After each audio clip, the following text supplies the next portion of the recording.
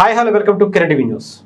పిఠాపురంలో భారీ ప్రక్షాళన దశగా జనసేన పార్టీ చర్యలు తీసుకున్నట్టుగా కనిపిస్తుంది. అసలు ఏంటి ఆ ప్రక్షాళనలు, అక్కడ ఎలాంటి పరిస్థితులు ఉన్నాయి ప్రస్తుతం, ఇవి తెలుసుకునే ముందు మనతో పాటు సీనియర్ జర్నలిస్ట్ కిరణ్ పోల్దాస్ గారు ఉన్నారు. ఆయన అడిగి పూర్తి వివరాలు తీసుకుంటాం. నమస్కారం స్వామి. మీరు చూసుండొచ్చు, పిఠాపురం పవన్ కళ్యాణ్ గారు ఇవి చాలా ఫేమస్. అక్కడ ఏది జరిగిన చిన్న చీమ చిటుక్కుమన్నా సరే దేశవ్యాప్తంగా సంచలనంగా మారింది. అలాంటిది అక్కడ ఒక భారీ మార్పులు జనసేనలో జరగబోతున్నాయి, ప్రక్షాళన జరగబోతుంది అంటున్నారు.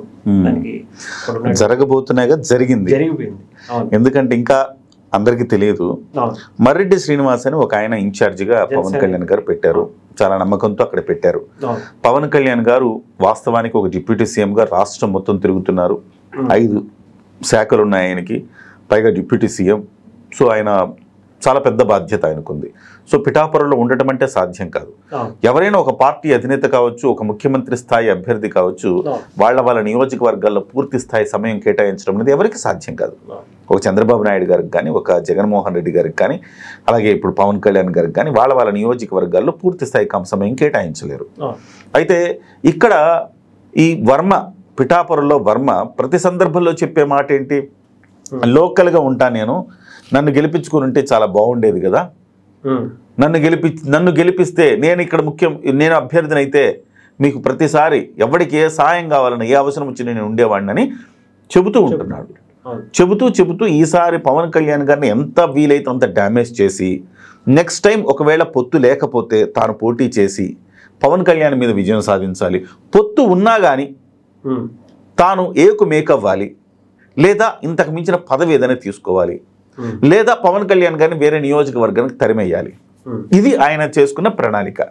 ఆ ప్రణాళిక ప్రకారం వెళుతూ ఉన్నారు. దానికి తగ్గట్టుగానే ప్రతి సందర్భంలో ఆయన రచ్చరచ్చ చేస్తున్నారు. అయితే పవన్ కళ్యాణ్ గారు ఇతనికి కురుకు లేకుండా చేస్తున్నారు. ఏ సందర్భం వచ్చినా ఒక ఎమోషనల్ టచ్ ఇస్తున్నారు ప్రజలతోటి. ఆయన ప్రత్యక్షంగా లేకపోయినా, ఉదాహరణకు రక్షాబంధన్ వచ్చింది. రక్షాబంధన్ వచ్చినప్పుడు అనేక మంది వితంతువులకు ఆయన చీరలు పంపిణీ చేశారు. పంపిణీ చేసి రాఖీలు పెట్టారు. ఒక నీ అన్నయ్యగా, నీ తమ్ముడుగా నేనున్నానమ్మా అని చెప్పి అందరు కన్నీళ్ల పర్యంతమారు, ఎమోషనల్ అయిపోయారు. వాళ్ళంతా నా తమ్ముడు ఉన్నాడు, నా అన్న ఉన్నాడు అని చెప్పేసి ఎమోషనల్ అయిపోయారు. సో బహుశా నాకు తెలిసి రాజకీయ చరిత్రలో ఏ ఎమ్మెల్యే అయినా కానీ ఇట్లా రక్షాబంధన్ రోజు వితంతువులకి ఈ రకంగా చీరలు పంపిణీ చేసిన చరిత్ర నాకు తెలిసి లేకపోవచ్చు. సో అంత ఎమోషనల్గా అటాచ్మెంట్ తోటి వాళ్ళందరినీ కూడా తీసుకొస్తా ఉన్నాడు. పండగ వచ్చినా, పబ్బం వచ్చినా నేనున్నానని చెప్పేసి వాళ్ళకి గుర్తు చేస్తూ, వాళ్ళకి కానుకలు పంపిస్తూ, వాళ్ళకి ప్రత్యేకంగా పూజలు చేయిస్తూ, కార్తీక మాసం అంతకుముందు శ్రావణ శుక్రవారాలు అన్నప్పుడు ప్రత్యేక పూజలు చేయించారు. సో ఇలాంటివన్నీ చేస్తున్నారు. ఇవి కాక 300 కోట్ల రూపాయల అభివృద్ధి కార్యక్రమాలు చేశారు ఇప్పటి వరకు. రోడ్లు కానీ అన్నీ కూడా. అలాగే శాశ్వతమైన పరిష్కారం దిశగా సముద్రపు కోతకు శాశ్వతం పరిష్కారం చేస్తున్నారు. పిఠాపురం చరిత్రలో ఇప్పటి వరకు అది ఎప్పటి నుంచో ఉన్న సమస్య, స్వతంత్రం వచ్చినప్పటి నుంచి ఉన్న సమస్యనే. మన ప్రభుత్వాలు ఉన్నాయి, ఎమ్మెల్యేలు మారుతూ ఉన్నారు, పార్టీలు మారుతున్నాయి, ప్రభుత్వాలు మారుతున్నాయి, కానీ ఎవరు కూడా ఏ చర్యలు తీసుకోలేని పరిస్థితి అక్కడ. కానీ పవన్ కళ్యాణ్ గారు వచ్చాక దానికి ఒక శాశ్వతమైన పరిష్కారం కేంద్ర నిధులతో ఏర్పాటు చేశారు. ఇలాగా ప్రతి అంశంలో పవన్ కళ్యాణ్ గారు ఒక కీలకంగా ముద్ర వేస్తూనే ఉన్నారు. కానీ ఒక లోపం కనబడతా ఉంది.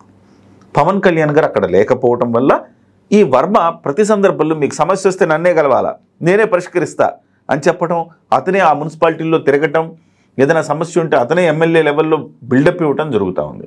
దీని అంతటి కారణం ఎవరు? మర్రెడ్డి శ్రీనివాసరెడ్డి అంత ఎఫెక్టివ్గా పనిచేయకపోవటం.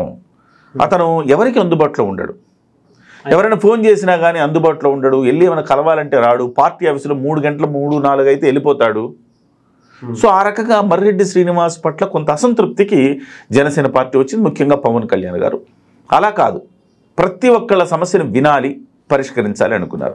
అందుకే 5 మెన్ కమిటీ అని వేశారు ఒకటి. నవంబర్ 16నే అది 5 మెన్ కమిటీ వేశారంటే ఒక 15 రోజుల క్రితం 5 మెన్ కమిటీ వేశారు. ఆ 5 మెన్ కమిటీలో కాకినాడ ఎంపీ ఉదయ్ శ్రీనివాస్ గారు, అలాగే తుమ్మల బాబు గారు, అలాగే హరిప్రసాద్ గారు, తర్వాత పెండ్యం దొరబాబు గారు మాజీ ఎమ్మెల్యే, ఆ తర్వాత ఓడూరి కిషోర్, ఈ 5గురిని కలిపి ఒక కమిటీ వేశారు ఆయన. ఈ 5గురిలో కూడా ఇవాళ కీలకంగా అక్కడ మారుతుంది ఎవరంటే ఓడూరి కిషోర్. రీజన్ ఏంటంటే కాకినాడ ఎంపీ గారికి చాలా బాధ్యతలు ఉంటాయి, పిఠాపురంతో పాటు మిగతా 6 నియోజకవర్గాలు ఉంటాయి ఆయన కింద. అలాగే ఆయనకి ఎంపీ కాబట్టి ఢిల్లీకి ఇక్కడ తిరుగుతూ ఉండాలి. సో పూర్తి స్థాయిలో అందుబాటులో ఉన్నాయి. ఆయన బిజినెస్ ఉంది, పూర్తి స్థాయిలో అందుబాటులో ఉండడు. ఆయన కూడా రాజకీయం ఆయన కూడా కొత్తనే కదా. సో ఆయన అంత ఎఫెక్టివ్గా దీంట్లో పార్టిసిపేట్ చేయలేకపోవచ్చు. ఇకపోతే హరిప్రసాద్ గారికి పాపం రాష్ట్రం మొత్తం కూడా ఆయన బాధ్యతలు ఉన్నాయి. పవన్ కళ్యాణ్ గారి తర్వాత ఆయనే బాధ్యతలు మోస్తా ఉన్నారు కాబట్టి ఆయన కూడా పూర్తి స్థాయిలో డెడికేట్ చేయలేదు. డెడికేషన్ అంటున్నా, డెఫినెట్గా వీళ్ళు ఉంటారు, ఏ నిర్ణయమైనా ఈ 5గురు కలిసే తీసుకుంటారు, కానీ పూర్తిగా డెడికేట్ చేయడం గురించి అంటున్నాం. ఇకపోతే తుమ్మల బాబు గారు కొంత అవకాశం ఉంది, తుమ్మల బాబు గారికి పనిచేసే అవకాశం కొంతవరకు ఉంది. కాకపోతే నువ్వు అన్నట్టు కూడా చైర్మన్గా ఆయన కొన్ని బాధ్యతలు ఉన్నాయి కాబట్టి, బట్ ఈవెన్ దో కొంత సమయం కేటాయించగలుగుతాడు. పెండెం దొరబాబు గారు సమయం కేటాయించగలుగుతారు కానీ, కాకపోతే పెండెం దొరబాబు గారికి కార్యకర్తలకి మధ్య గ్యాప్ ఉంది. వైఎస్ఆర్సీపీ నుంచి రావటం వల్ల చాలా మంది ఇప్పుడున్న జనసేన పార్టీ కార్యకర్తలు చాలా మంది మీద ఆయనే కేసులు పెట్టించాడు గతంలో. కాబట్టి ఆయనతో మింగిల్ కాలేకపోతా ఉన్నారు. పైగా ఆయన వచ్చిన తర్వాత ఆయన అనుయాయుల్ని, ఆయన మనుషుల్ని కొత్తగా ఒక ప్రాధాన్యత ఇవ్వటంతో కినుక వహించారు. అసలు సిసలైన వాళ్ళు జనసేన పార్టీ కోసం పనిచేసిన వాళ్ళు. సో దీంతో చాలామందికి ఇవాళ నిత్యం అందుబాటులో ఓడూరి కిషోర్ కనబడతా ఉన్నాడు. ఓడూరి కిషోర్ అంటే పవన్ కళ్యాణ్ గారికి ఇంటిని ఇచ్చిన వ్యక్తి అనమాట.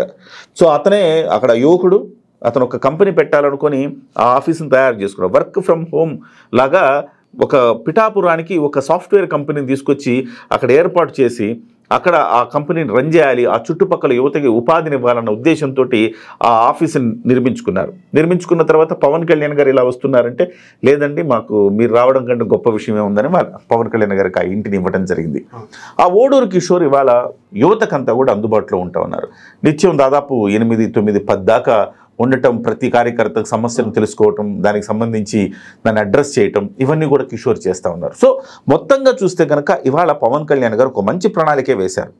డెఫినెట్గా కిషోర్ దగ్గరకు వస్తే సమస్య కిషోర్ ఒక్కడే పరిష్కరించలేడు కదా, కిషోర్ ఒక్కడే పరిష్కరించలేడు కదా. కిషోర్ దీంట్లో ఏంటంటే 5 మెన్ కమిటీలో పెట్టడం, ప్రతి దానికి వాళ్ళ ఆదేశాలు వాళ్ళ సలహాలు తీసుకోవటం, అతను క్షేత్రస్థాయిలో తిరగడానికి కిషోర్ ఉన్నారు. బట్ ఆయనకి తోడుగా ఈ పెండెం దొరబాబు గారు కావచ్చు, ఇటు తుమ్మల బాబు గారు కావచ్చు, ఇక మన కాకినాడ ఎంపీ గారు కావచ్చు, హరిప్రసాద్ గారు కావచ్చు, అందరు కలిసి పిఠాపురంలో సామాన్యుడి సమస్యని ఎప్పటికప్పుడు పరిష్కరించడమే లక్ష్యంగా ఈ 5 మెన్ కమిటీ పనిచేస్తూ ఉంది. అయితే ఇదొక్కటే కాదు, ప్రతి గ్రామానికి 5 మెన్ కమిటీ ఏమన్నారు పవన్ కళ్యాణ్ గారు.